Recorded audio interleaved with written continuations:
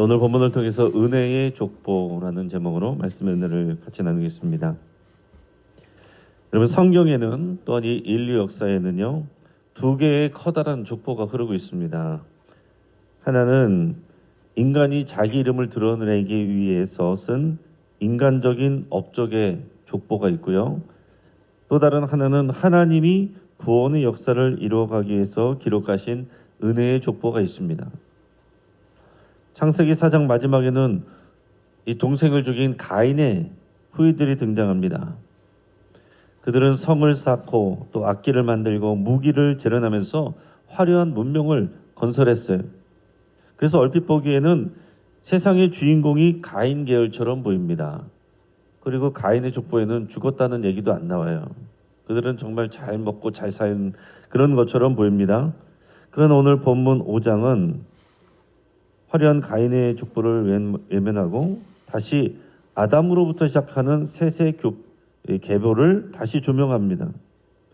하나님께서는 힘있어 보이는 이 가인의 길을 버리고 왜 약해 보이는 이 셋의 길, 그 계보를 택하셨을까? 그래서 우리가 곰곰이 잘 묵상을 해야 됩니다. 특히 또 이 아담의 계보에서 셋으로 이어진 셋이라는 그 자녀의 계보로 이어지는 여기에는 보면 계속해서 누가 낳고 살다가 죽었다. 낳고 살다가 죽었다. 그들은 특별한 어떤 세상적인 그런 스펙이나 대단한 업적이 보이질 않아요.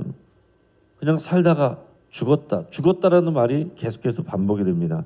그래서 그냥 보면 어떻게 보면 굉장히 매력이 없어 보이는 족보처럼 보일 수가 있습니다. 그러나 정말 어떤 것이 정말 은혜의 족보인지 우리가 곰곰이 잘 생각을 해야 됩니다. 가인의 후예들은 세상에 자기 이름을 남기기 위해서 성을 쌓았습니다. 하나님의 보호가 아니라 자기들의 이름을 높이고 자기들이 힘으로 자기를 지키려고 했단 말이에요. 그들은 땅에서 자신의 이름을 보존하기 위해서 이 에녹성을 쌓았습니다. 그리고 살인과 복수를 정당화하는 힘을 길렀습니다. 예술과 기술을 발전시켜서 하나님 없이도 하나님의 관계를 떠나서도 얼마든지 재밌게 즐겁게 그렇게 자급자족할 수 있는 문명을 구축해 나갔어요. 그러나 오늘 본문의 셋 계열은 전혀 다른 길을 걷고 있어요. 화려한 업적이 나오지 않습니다. 자, 가인의 계열은 소유와 업적으로 자신을 정의하는 거예요. 그러나 셋의 계열은 관계와 계승의 의미가 중요합니다. 관계와 계승. 누구와의 관계예요? 하나님과의 관계가 중요한 것이고 그것이 믿음 안에서 계속 계승되었다라는 그런 말입니다. 오늘 본문의 3절 같이 읽겠습니다. 아담은 130세에 자기의 모양 곧 자기의 형상과 같은 아들을 낳아 이름을 셋이라 하였고 아멘. 자, 하나님은 하나님의 형상을 따라서 아담을 만드셨습니다. 근데 오늘 셋의 족보에 나오는 이 아담의 족보에 나오는 셋은 셋으로 이어지는 이 족보에서 셋을 낳았을 때 어떻게 표현했습니까? 아담이 모양 자기의 형상과 같은 아들을 낳았다. 그럼 여기에는 두 가지가 들어있는 겁니다. 하나는 하나님의 형상이 들어있어요. 근데 아담이 죄를 지었습니다. 그 죄의 모양이 또 같이 들어가는 겁니다. 그래서 이 하나님의 은혜의 족보가 됨이지만은 하나님의 은혜 없이는 살아갈 수 없는 또 이 죄성이 이어지는 족보이기도 한 것입니다. 그런데 가인의 족보에서는 하나님과의 관계가 의미 없이 자기들이 뭔가 만들어내고 자기들끼리 즐겁고 자기들의 성을 쌓아가는 세상적인 방식의 그런 족보가 이어지는데 셋의 족보는 그냥 그 연약함을 그대로 드러냅니다. 살다가 죽습니다. 그러나 그들은 그 하나님의 모양, 그 닮은 그 믿음과 관계 안에서 계속해서 자기 자녀들에게 믿음을 계승하는 거예요.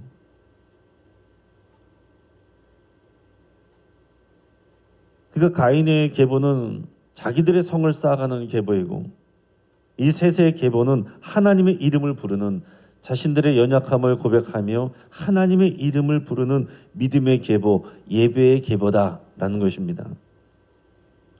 여러분, 세상은 어떻게 보면 마치 피라미드 건축하는 모습과 또 같다라고 할 수 있습니다. 우리 역사 속에서 보면 거대한 피라미드를 쌓아올린 이 파라오의 이름은 남아있지만은 그 밑에서 묵묵히 생명을 이어간 이들의 이름, 그들의 이름은 잊힌 것과 같습니다. 우리들은 이집트 파라오가 피라미드를 쌓았다고 생각하지, 그것을 직접 짓고 또 목숨을 잃어가면서까지 힘들게 쌓았던 그런 사람들은 우리는 모릅니다. 세상은 기억하지 않아요. 이것이 세상의 성공 방정식입니다. 세상은요, 무엇을 이루었는가 이것을 묻습니다. 그러나 하나님은 누구의 계보에 서 있는가, 하나님과 어떤 관계에 있는가, 이것을 중요하게 여긴다 하는 사실이에요. 그래서 가인의 길은, 가인의 계보는 나를 증명하려고 스스로가 애쓰고 수고하고 노력하는 길입니다. 그러나 셋의 길, 셋의 이 계보와 족보는요, 하나님의 약속을 붙들고 그것을 전달하는 그런 길이고 계보예요. 사랑하는 여러분, 세상적인 성공의 이 바벨탑, 성공의 에녹성을 쌓는데 인생을 허비하지 마시기 바랍니다. 하나님이 나의 산성이라고 고백해야 돼요. 비록 내 삶이 평범해 보일지라도 하나님의 구원 역사를 내 자녀와 이웃에게 전달하는 이 구속사의 통로가 되는 그 길을 따라가시고, 우리의 가정과 가문이 그런 은혜의 계보와 가문과 족보가 되기를 그렇게 여러분 바라고 기도하시고 그런 통로가 되시기를 주의 이름으로 축복합니다. 자, 가인의 후예 중에 정점은요, 라멕이었습니다. 라멕이라는 사람은 어땠어요? 칼의 노래를 불렀습니다. 그래서 이 복수와 살인을 자랑했어요. 나는 많은 사람들을 죽였다, 그거를 자랑했어요. 그러면서도 뭐라고 말합니까? 나의 상함으로 말미암아 소년을 죽였도다. 자기가 잘못한 건 하나는 없어요. 다 남이 잘못한 겁니다. 나를 상하게 했대요. 나에게 상처 줬으니까 나는 그들을 죽였다는 거예요. 그걸 자랑스럽게 노래로 만들어서 불렀던 사람이 가인의 계보에 나오는 라멕입니다. 그러나 이 셋의 계열 중에서 또 이 중간에 가장 두드러지는 인물은 누굽니까? 에녹입니다. 24절, 오늘 본문의 24절 말씀을 같이 읽습니다. 에녹이 하나님과 동행하더니 하나님이 그를 데려가심으로 세상이 있지 아니하였더라. 아멘. 자, 셋의 계열 중에 7번째 나오는 인물이 에녹이라는 사람입니다. 에녹은 아주 특별한 사람이에요. 이 사람은 죽음을 보지 않았어요. 다른 사람들은 다 살다가 죽었다 나오는데 에녹만 죽었다는 기록이 없습니다. 하나님께서 그를 살아있는 채로 데려가셨다는 거예요. 여러분, 이것은 비극이 아닙니다. 영광이죠. 죽음을 보지 않았다는 거예요. 죽지 않고 하나님께 갔어요. 어떻게 그럴 수 있었습니까? 왜 그랬을까요? 그는 평생 하나님과 동행하였다. 여러분, 결국 우리가 뭐 몇십 년을 살더라도 한 줄로 우리 인생이 요약이 됩니다. 결국 세상은 우리를 한 줄로 기억하는 거예요. 우리 인생을 과연 사람들이 한 줄로 뭐라고 기억할까? 우리는 그 기억되기 위해서 자꾸 성을 쌓으려고 합니다. 자기의 어떤 업적과 자기 스펙을 자꾸 쌓으려고 합니다. 그러나 하나님이 우리를 한 줄로 뭐라고 평가를 하실까? 오늘 가장 이 아름다운 이 한 줄의 표현, 오늘 24절에서 에녹의 표현이 하나님과 동행하였다니 하나님이 그를 데려가심으로 세상이 있지 아니하였더라. 평생을 하나님과 동행한 삶이에요. 그래서 죽음까지도 뛰어넘는 그런 하나님의 사랑을 받았습니다. 자, 에녹은 어떤 뭘 잘한다는 그런 게 없잖아요. 앞에 가인의 계보에 나오는 사람들은 음악도 잘해요. 뭐 철기구도 잘 만들어요. 뭐 그런 업적들이 다 있는데 에녹은 그게 아니라 겸손히 하나님과 동행하는 삶, 하나님을 사랑하는 삶. 그 삶이 그냥 기록에 남은 거예요. 여러분이 뭘 많이 먹고 살았든지, 어디를 많이 여행하고 다녔든지, 어떤 직분을 갖고 살았든지 하나님께는 중요하지 않습니다. 하나님을 사랑하고 하나님께 순종하고 하나님께 동행하고 그 믿음을 자녀들과 이웃들에게 전달하고 계승했는가, 그것만이 중요한 것입니다. 그거를 우리가 선교적 삶이라고 표현을 할 수 있는 거예요. 우리가 선교적 교회라고 말하는 것은 바로 이런 에녹과 같은 삶이에요.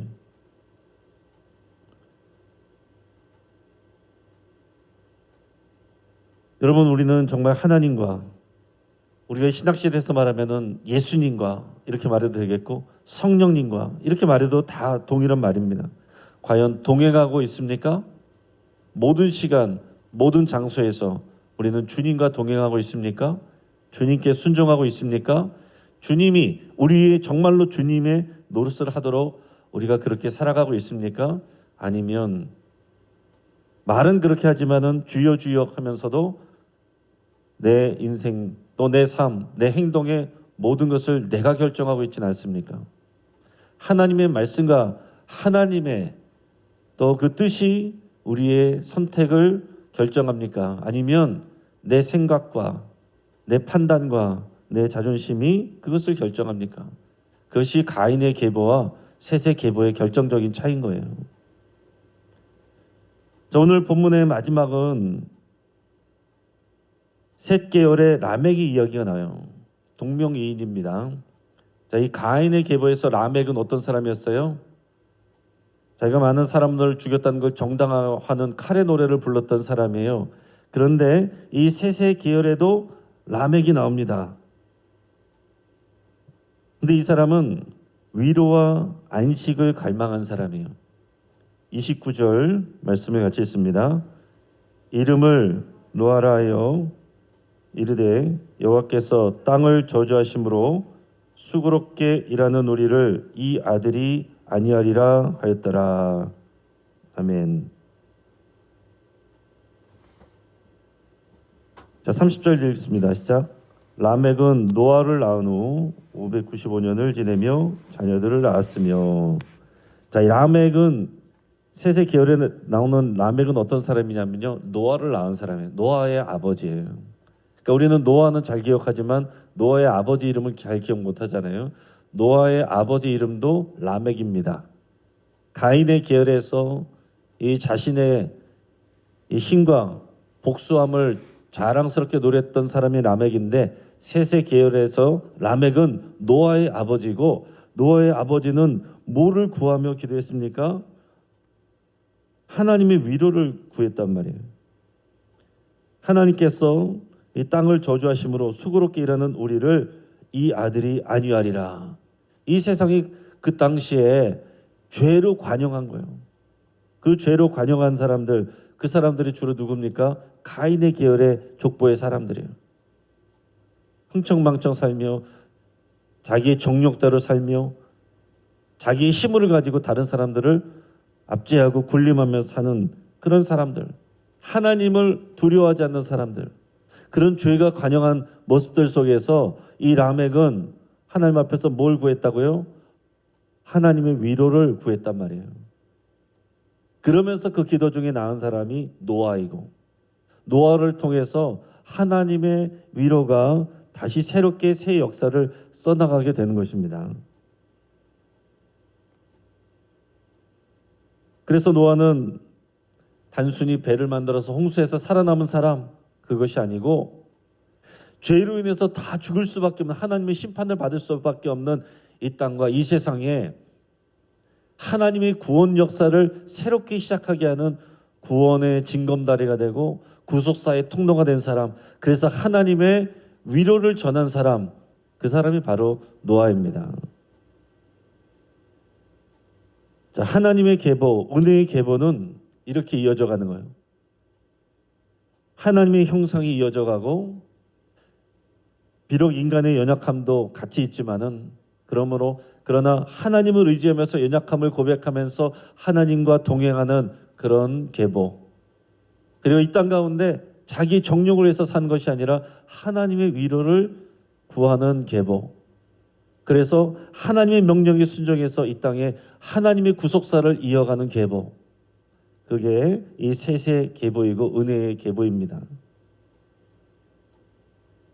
그래서 셋의 계보는 인간의 가능성을 신뢰하는 사람들이 아니라 하나님의 약속, 즉 여자의 후손을, 창세기 3장 15절에서 나왔던 여자의 후손을 기다리는, 하나님의 구원과 하나님의 위로를 기다리는 남은 자들의 계보다라는 것입니다. 여러분, 사실 한국교회가 많은 사람들이 줄어들었다, 하나님께는 전혀 위로가 아닙니다. 하나님의 역사는요, 많은 사람들을 통해서 이어지지 않았어요. 언제나 믿음의 소수의 남은 자들을 통해서 이어졌습니다. 교회에 사람들이 많이 와도 정말로 믿는 자들은 소수이고, 정말로 예배하는 자들은 소수입니다. 정말로 순종하는 자들은 소수입니다. 나머지는 회중이에요. 나머지는 군중입니다. 언제든지 흩어질 준비가 되어 있는 사람들이에요. 하나님의 역사는 믿음으로 남아있는 자들을 통해서 역사하시는 겁니다. 말씀을 정리합니다. 이 창세기 5장의 족보는요, 단순히 이름을 나열하는 게 아니에요. 성경에 나오는, 특별히 구약 성경에 나오는 이 족보들은 그 안에 굉장한 의미가 담겨 있는 것입니다. 이 가인의 길로 치닫는 인류를 포기하지 않으시고 셋이라는 이 새로운 씨를 통해서 메시아의 길을 준비하시고 또 이어가시는 하나님의 끈질긴 사랑의 기록인 것입니다. 서양의 고전 직물 중에 붉은 줄이 들어가 있는 그런 밧줄이 있었다라고 그래요. 그래서 밧줄이 아무리 길어도 그 안에는 처음부터 끝까지 하나의 붉은 실이 관통하고 있어서 그 줄이 왕실의 소유임을 이렇게 드러내는 그런 밧줄이 있었다고 합니다. 근데 창세기 5장이라는 이 밧줄, 은혜의 계보, 족보는 하나의 밧줄로 이어지는 거잖아요. 그 안에도 하나님의 구속사라는 붉은 실이 흐르고 있는 것입니다. 아담에서 셋으로, 셋에서 또 에녹으로, 에녹에서 라멕과 노아로 이렇게 이어지는 붉은 실이 이어지는 거예요. 그러니까 여러분, 이 은혜의 계보에 안에서 우리는 하나님의 포기하지 않는 사랑의 붉은 실이 보여야 됩니다. 그게 아니면 그냥 나와 상관없는 사람들의 그런 명부, 재미없는 명부. 그러나 우리가 이 깊은 뜻을 알면 그 안에 붉은 실이 보이고 예수 그리스도의 십자가가 보이고 그리스도의 보혈이 보이고 하나님의 은혜가 보이는 것입니다. 세상은 가인의 후예들처럼 당당해 보이고 우리 그리스도인들은 셋의 후예처럼 초라해 보일 때가 있어요. 세상은 끊임없이 화려한 성을 쌓아갑니다. 그러나 그리스도인들은 그런 것들을 보일 게 별로 없어요. 그 시간에 나와서 하나님께 기도하고 예배합니다. 세상 사람들이 볼 때는 굉장히 나약해 보이는 사람들, 자기 필요만 구하는 사람들, 이렇게 보입니다. 그러나 그것이 하나님이 기뻐하는 모습이에요.